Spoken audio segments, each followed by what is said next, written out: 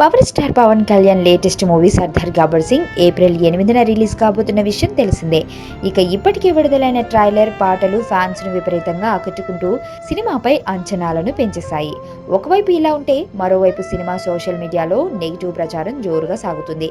ఈ క్రమంలో cinema trailer ఆశించినంతగా లేదంటూ కొంతమంది నెటిజన్లు సెటైర్స్ వేస్తూ మొదటి నుంచి సినిమాపై నెగిటివ్ టచ్ ఇస్తూ వస్తున్నారు.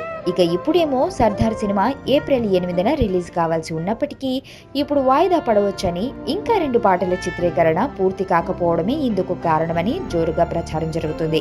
అంతేకాకుండా పోస్ట్ ప్రొడక్షన్ పనులు కూడా ప్రారంభం కాలేదని, అందువల్లే సర్దార్ వెనక్కి పోవచ్చన్న వార్తలు వినిపిస్తున్నాయి.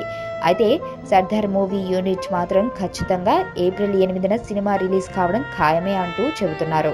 పవన్ కళ్యాణ్ ఆలోచనలు వేరు. పక్కా ప్రణాళికతో ఆడియో వేడుకలో కూడా చెప్పాడు, తాను నిద్రపోలేదు, అందరినీ నిద్రపోనివ్వలేదు అని.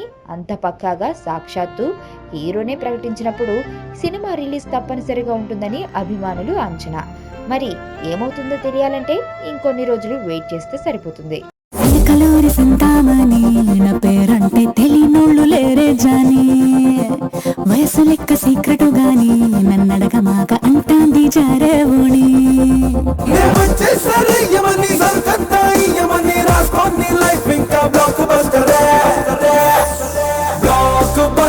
బ్లాక్ బస్టర్ నే చేస్తే నీ లైఫ్ బ్లాక్